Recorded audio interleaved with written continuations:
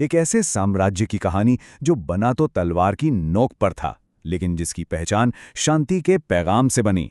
ये कहानी है मौर्य साम्राज्य के एक हैरान कर देने वाले बदलाव की, लोहे की मुट्ठी से लेकर खुले हाथ तक की। ये एक बहुत ही गहरा सवाल है ना? कि कैसे इतिहास का एक सबसे बेरहम विजेता शांति का सबसे बड़ा दूत बन जाता है। चलिए, इसी पहेली को सुलझाते हैं। सम्राट अशोक की कहानी के जरिए ये समझते हैं कि कैसे एक जंग एक इंसान को हमेशा हमेशा के लिए बदल सकती है। तो देखिए, किसी भी बड़ी कहानी को समझने के लिए हमें उसकी शुरुआत से शुरू करना पड़ता है। और हमारी कहानी की शुरुआत मौर्यों से नहीं, बल्कि उस राजवंश से होती है जिसे उन्होंने हराया था, यानी नंदवंश। उस जमाने में मगध पर नंदवंश का राज था, और ये कोई छोटा मोटा राज नहीं था। नंद अपनी दौलत और अपनी विशाल सेना के लिए जाने जाते थे। मतलब उनकी ताकत का अंदाजा इसी बात से लगा लीजिए कि जब सिकंदर दुनिया जीतते हुए भारत पहुंचा तो उसकी सेना ने भी नंदों से लड़ने की हिम्मत नहीं की।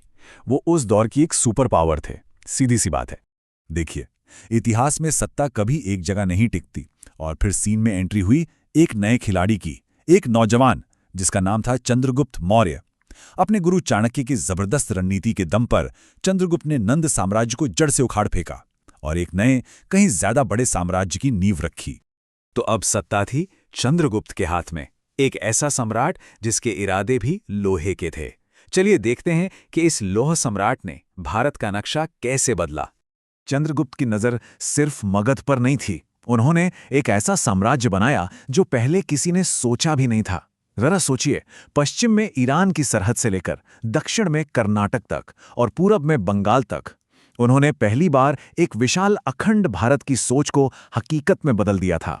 चंद्रगुप्त सिर्फ एक महान योद्धा ही नहीं, बल्कि एक शानदार डिप्लोमैट भी थे। जब सिकंदर के जनरल सेल्यूकस निकेटर ने हमला किया तो चंद्रगुप्त ने उसे जंग में तो हराया ही, बातचीत की टेबल पर भी हरा दिया। नतीजा, एक ऐसी डील हुई जिसमें चंद्रगुप्त को एक बड़ा इलाका और सेल्यूकस की बेटी हेलेन से शादी का प्रस्ताव मिला। और बदले में सेल्यूकस को क्या मिला? 500 युद्ध हाथी, जो उस जमाने के सबसे खतरनाक हथियार माने जाते थे।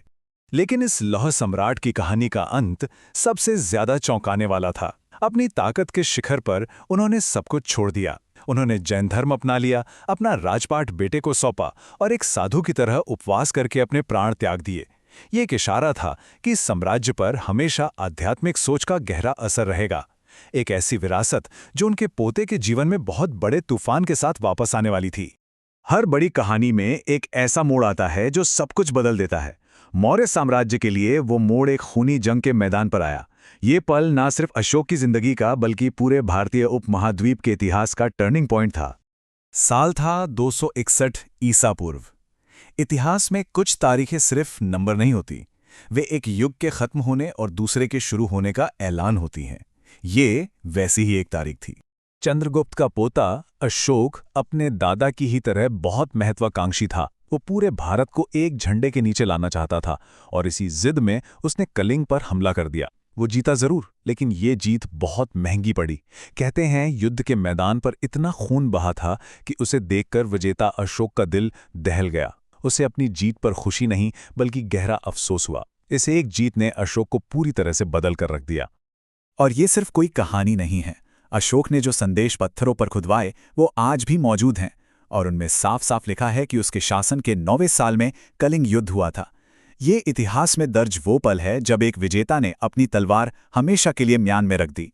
युद्ध के मैदान से मिले जख्मों ने अशोक को एक नया रास्ता दिखाया, एक ऐसा रास्ता जो उसके साम्राज्य को एक बिल्कुल नई दिशा में ले जाने वाला था।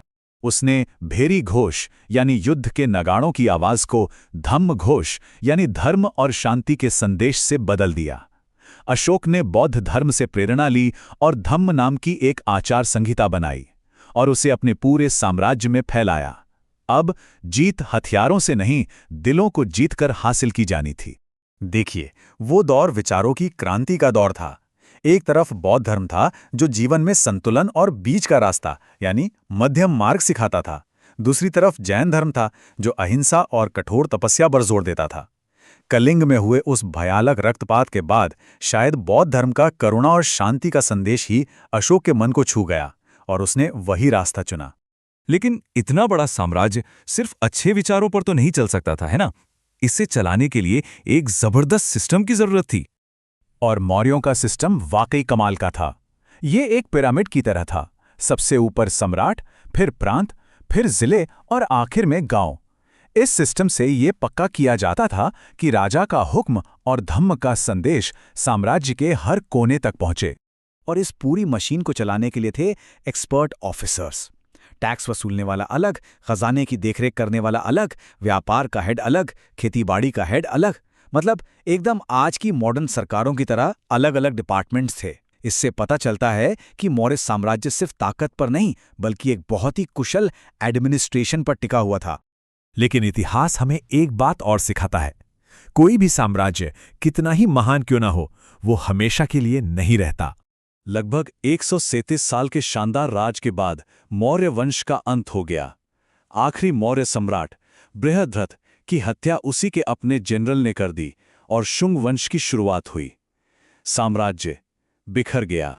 अब जरा इस पे गौर कीजिए। नंद वंश करीब 23 साल चला।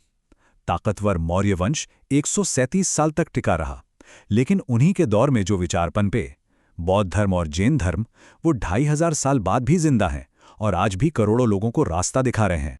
तो मौर्य साम्राज्य की ये पूरी कहानी हमें एक आखिरी और सबसे जरूरी सवाल पर लाकर छोड़ देती है। आखिर इतिहास पर ज्यादा गहरी छाप कौन छोड़ता है, एक ताज या एक विचार, एक जीतने वाला सम्राट या वो सोच जो उसके साम्राज्य के मिट जाने के हजारों साल बाद भी जिंदा रहती है? शायद इसका जवाब मौर्यों की विरासत में ही छिपा है।